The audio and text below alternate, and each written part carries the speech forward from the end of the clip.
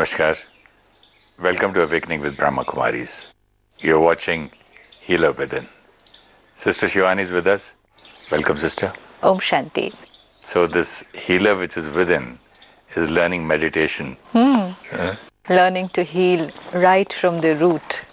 Yeah, but just by remembering God, our Father, our Parampita Paramatma, the Supreme Soul, just by remembering we are healed, and just by remembering that is meditation, and just by remembering we change the sanskars, all those improvements come just by remembering Him. Like we saw last time, first when we sit down, we prepare ourselves for the meditation, which means creating the soul consciousness stage. So let's say it could take somebody 5 minutes, someone 10 minutes, over a period of time with practice, 10 seconds, that removing all the other thoughts and creating the thoughts that is shifting the consciousness towards the self. So we can even take longer in this stage, 10 minutes, 20 minutes, whatever is comfortable, just being in that stage of I, pure, peaceful soul. Now you say, is this healing? When I'm shifting my consciousness, I am disempowering the acquired sanskars and I'm emerging the sanskars of the original sanskars of the soul. I'm triggering them, touching those files so that those files are getting activated. Of course, then they will get implemented when we come into action. But I'm waking up myself to my original consciousness. The second stage is communication, where we start talking to Him. And talking to Him could be about anything. It could be about knowledge. It could be if there's any point which I haven't understood, I put across before Him. It could be about anything about my weaknesses which I want to overcome. I talk to Him about it. It could be a problem in my day-to-day life, whether at work, whether in my relationships. I put it across to Him. And almost all of us have these experiences where we put it across there. Don't have to keep telling Him, you have to help me, you have to begging Him for help. No, it's like talking to a friend, talking to a parent. Tell Him everything and there we will get the answer. This is what is to be done. The answer will come like one strong, powerful thought. It can come immediately, just that second it can come like that, or just share it, put it across and it will come to me anytime during the day or the next day. This happens. This has happened with everyone and it happens repeatedly as we develop our connection with Him. This is conversation, communication. Sister, the difficulty I have in developing a relationship with my Father, the Supreme Father, is because I used to think that meditation is different, and when we meet God, we've got to say sorry, sorry, sorry, please forgive me, don't punish me, I am a sinner, please cleanse me. So I thought meditation is totally different from talking to God. As soon as God comes, I had the base fear. Yeah, so then because of this fear and this kind of a relationship which was earlier, it's very difficult to find that relationship of a friend, of a father. When the foundation becomes fear, then the relationship will not develop. Why was there fear? Only because of two reasons. One, God is writing my destiny. So good and bad has been written by Him. And today at the end of Kali Yuga, we find lot of challenges and problems in our life which we think are written by Him. And so we think He's not happy with us. Now we know He has revealed that this is not the truth. And second fear is because I am weak, I am full of vices, I am a sinner and He is that ever pure. That also He is revealed that this is not true. He says, you are pure, completely pure, very much like me, beautiful soul. So both the belief systems, because of which there was fear, are actually not true. So now these two old belief systems haven't worked for us. They kept us away from Him. Now let's start with the new belief system. It may not be the truth yet. It's still a belief. Till I experiment with it and experience. So just sit back, talk to myself. I'm a pure soul talking to another pure soul. Just the difference is he is ever pure, we've gone through a journey. Talk to him as a friend. You can share anything, share everything, share things which we cannot tell anybody else. Now, the beauty here is this being of love is ever constant, doesn't criticize, doesn't become judgmental. His vibration you will feel even if you're saying anything to him. So this develops a very beautiful relationship because we receive this constant flow of love. This love helps me to overcome my weaknesses. See what happens in our relationships. We need one being. Actually, all of us need only one person. We need one person who will not become judgmental about our weaknesses. This is this one person we need, who will not become judgmental about our weaknesses, because we all have weaknesses. We all have. We are aware of them. But people around us become judgmental about our weaknesses, critical about our weaknesses, and so the energy that we get from them takes us away from them. Our weakness is negative energy, judgmental energy from people around me, more negative. My weakness becomes stronger. Here I have a weakness, and if here I get a being who is non-judgmental, which means continues to love me irrespective of my weaknesses. So here there's my weakness, and here there is still a flow of love. This love, and of course the knowledge also now I have, helps me to overcome my weakness. My self-esteem increases. We are all living with very low self-esteem. All this is happening just by connection? Absolutely, because you've developed a relationship with someone who's non-judgmental. And then? Because he's non-judgmental, irrespective of my mistakes and weaknesses, continues to give love and knowledge. And power? Power, yes, that is his power. His love, knowledge is power. I still did not understand how to take energy from him, the strength and the power. And you were talking about the batteries, weak batteries and charging. Absolutely. How do you, like we saw that when we meet a saint, why do we feel nice? Because they're non-judgmental. To a large extent, they are non-judgmental about us. So we go to them with all our weaknesses. They may know some of our weaknesses, they may feel some of our weaknesses, but they are in that frame of mind where they are only radiating love. So we start feeling better. But the only thing is, after 5 minutes of meeting, we have to come back home. If we could be in their presence for a very long time and then many, many days, their vibrations, we would use them to heal ourselves. But with him, I can use his vibrations anytime, anywhere, because I'm not limited by space, by time. With any other human being, I'm limited by time and space. And especially if we have to meet saints today, then they have to meet so many souls. So how much time can we get one-on-one with anybody to feel their vibrations? So here you develop a connection with the ever constant. The saints whom we are meeting today are souls at the end of Kali Yuga. We need to remember that. Even though they are very pure, they are souls at the end of Kali Yuga. When we say deity, it's golden age, silver age. Prophets, beginning of copper age. But saints today, end of iron age. But they can directly come only now, only for this. But they're still end of iron age. They are not here. They were in Paramdham. They come now. But they are coming into an environment which is still very highly negative. Many souls are coming only now. Many souls are coming only now. Population is constantly increasing. Yes, they are way above us. Definitely. We know comparing our purity with them. But when we say comparing to God, well, they are not coming in a form of deity.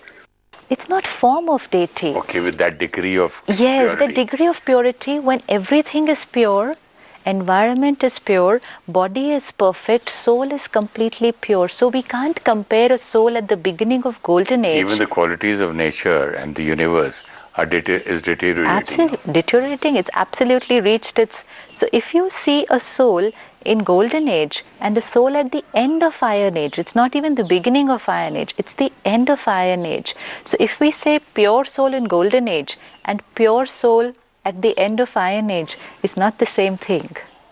Yes, but we find they're very pure because we are really, really low. We are really low. But now we need to understand, even in their presence we feel so nice. So how would it be if we could connect to that ever constant, who's ever pure? So like you said, how will the charging happen?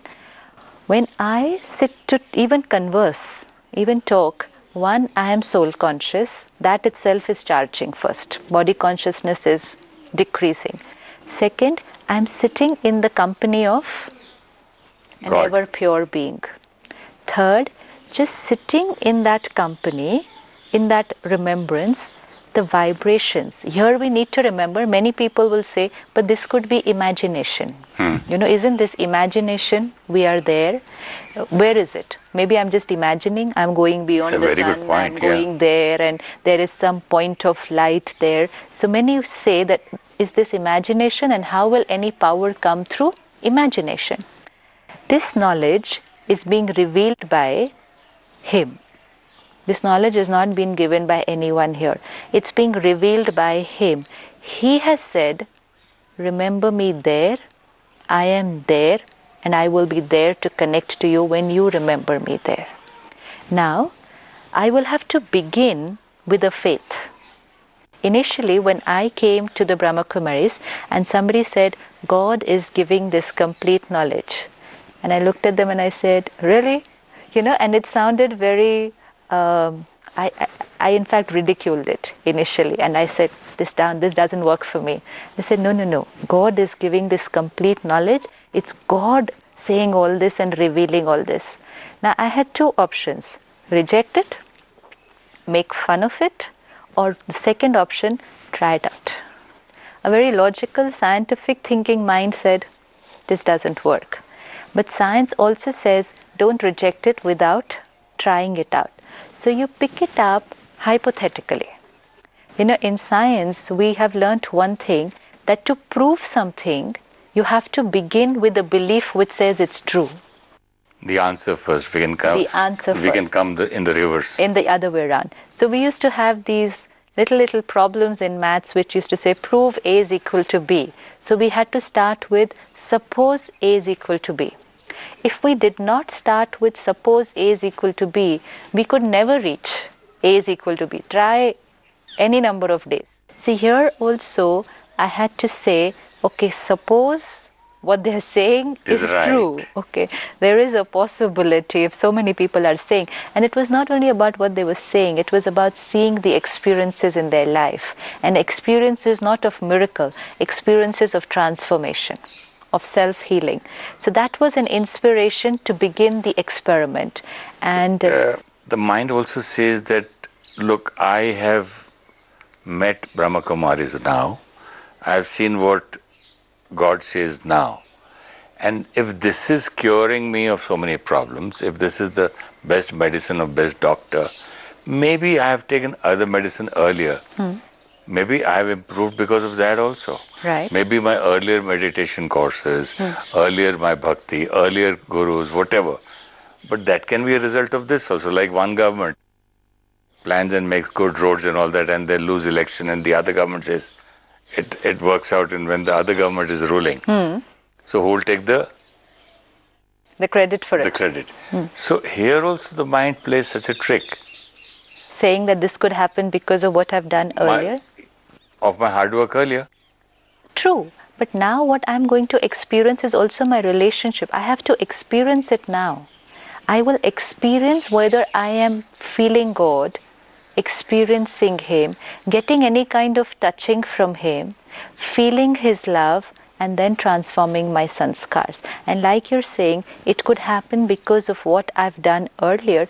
Yes, it could happen. Why not? I have been on a journey. We all have been on a journey. So at one stage, whatever I was getting, I was working with it. Then I kept on moving further. And today I've reached a stage. What was Bhakti giving me? What was my meditation giving me? Bhakti helped me to connect to God. deities. Yeah. Or to symbols. Now I've come, so that also brought me to one stage. Now what is the next stage? Like we saw the fan of the film star. First, connecting to forms, the pictures, the posters. Second, relationship with the actual entity. So if the first one wouldn't have been there, maybe he wouldn't have reached the second one. Of course the first one made a difference, that at least I had a concept of who that actor is. Simple example, I saw you on television before I met you. I used to listen to your programs. Right. Then I saw that this was very interesting. And there's this God's language or whatever Brahma Kumaris teach, the voice of God was really helping me. Then I called you all, then I met you, then I meet you in person. Right. So it went stepwise. If you hadn't seen earlier, then just meeting also wouldn't have created anything. So we cannot say that what we've done earlier, and it's not just bhakti done in this lifetime. We have done lot of bhakti. Each soul, we are only seeing the bhakti we've done just before coming here. Okay, you're talking about the earlier births. We have done bhakti worship since the beginning of Copper Age. So we've almost done 2500 years of bhakti. Why do we have such a beautiful relationship with Him? We have been looking for Him, remembering Him, praising Him, finding Him. Yes. My God, what a wonderful world you've done. When you have been looking for someone and then you find that person, that's when it is great. If you've not been looking for Him and you suddenly find that being, you won't even know who you found. So of course this makes a lot of difference, everything that I've done before. Even if any of us have not done bhakti in this lifetime, we've all done bhakti on this journey. We have all been looking for Him. We have all come from the soul world where we lived with Him. So our relationship is not a relationship which will happen now. It's just that we were with Him.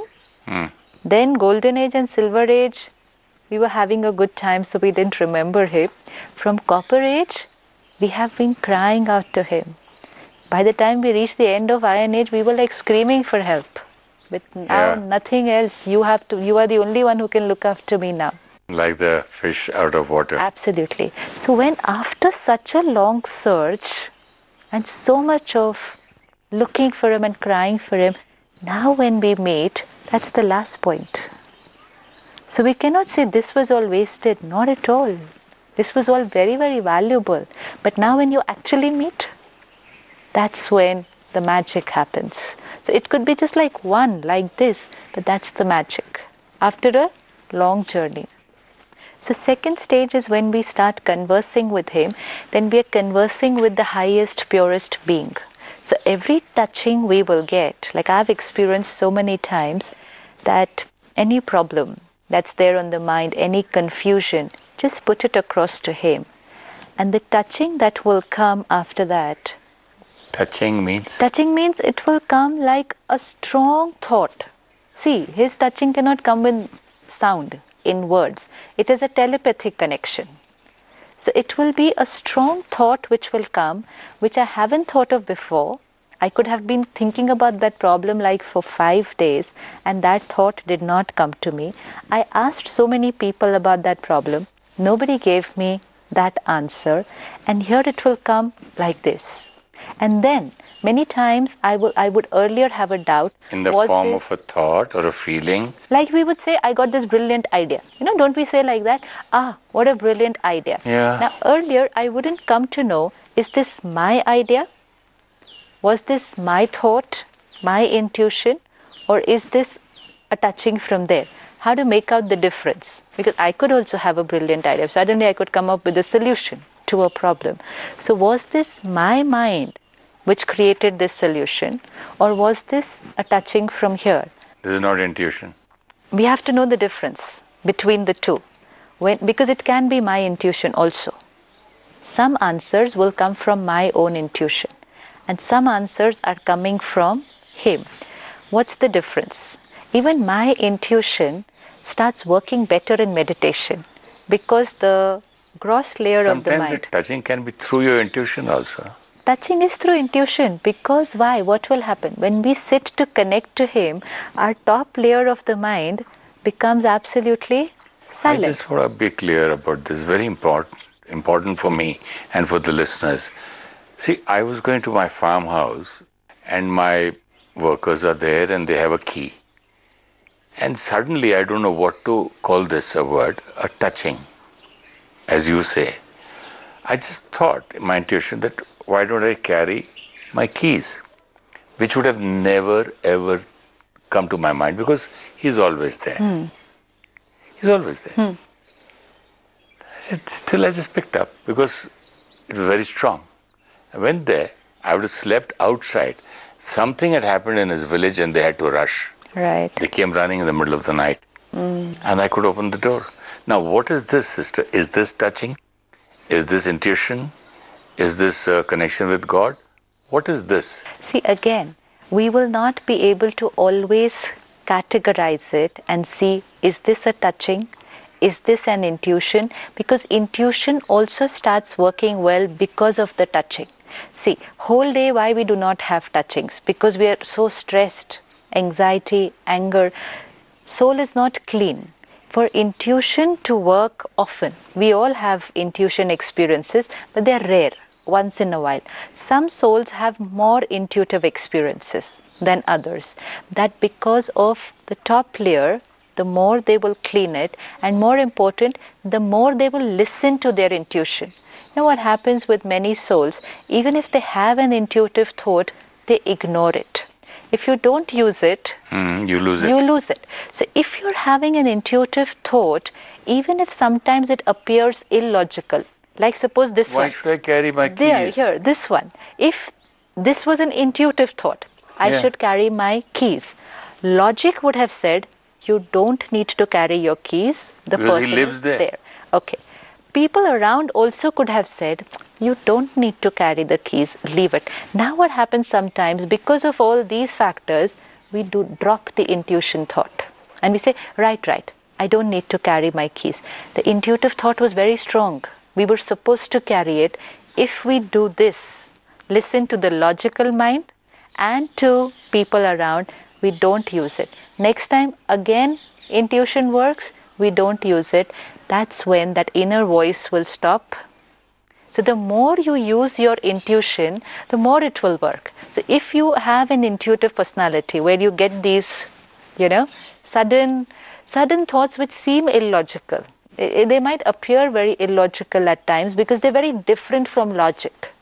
It's like logic will say you have to go here, and intuition will say, no, you have to go there. Even sometimes while driving that happens. Which road should I take? And intuition says this. Logic says, no, this is the one. Shortcut. Yeah. So you have to use it more. Even if sometimes we feel the result doesn't work out right. Suppose we don't know. Maybe there's a traffic jam there. We can't prove it, at least as far as mostly, traffic. Yeah. Mostly the intuitive thought will work out right. So many times I used to say, oh God, why didn't I listen to myself? Now I'm in a jam.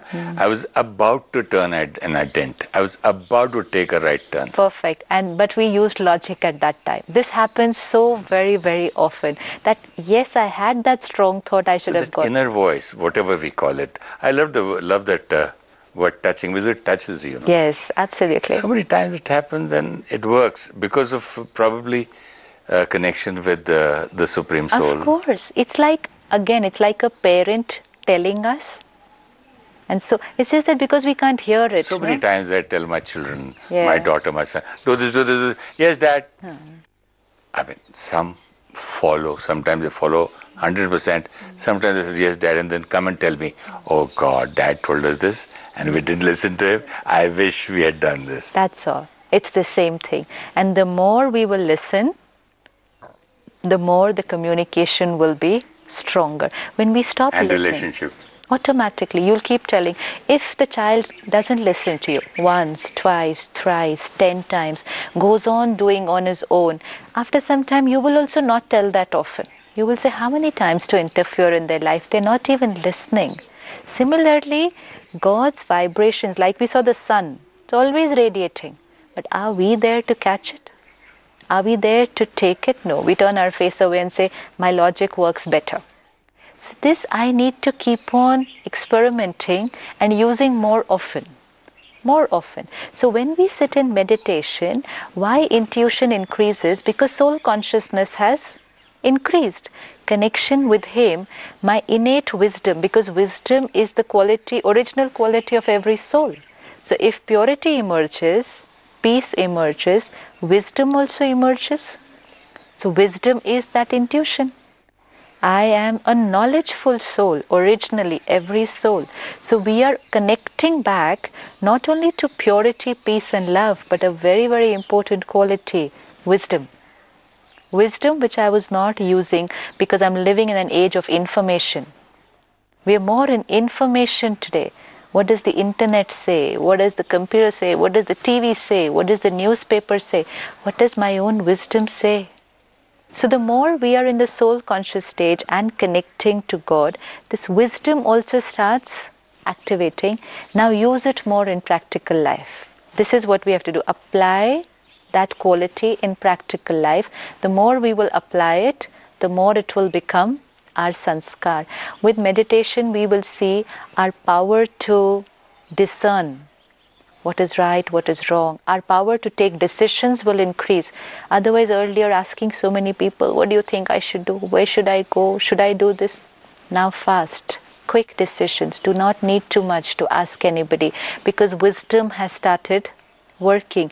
Intuition has started working, and now the decisions will work out of intuition, less out of logic. So you have the best advisor within. Absolutely. And within. above. You now have two very, very valuable advisors. One, the Supreme Being, and one, your own wisdom. Now do not need advice from anybody else. This is healer within. Absolutely. And another thing that will happen in meditation is God's powers. It's like going and sitting on the seashore. Don't have to do anything. Just go and sit on the seashore. You're going to feel the breeze, the coolness. Go and sit in the room where the air conditioner is on. You're going to feel the cooling. Go and sit where the ocean of peace and ocean of purity is. You're going to feel that power and peace. So beyond conversation also, just be there.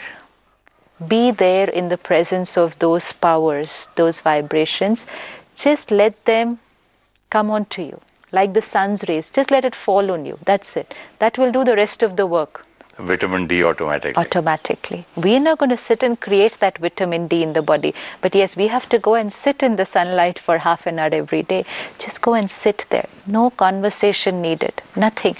Just being there in that power and purity that the soul will absorb and that it will use to emerge its own powers. This is then complete meditation. Thank you so much, sister. Om Shanti. Om Shanti.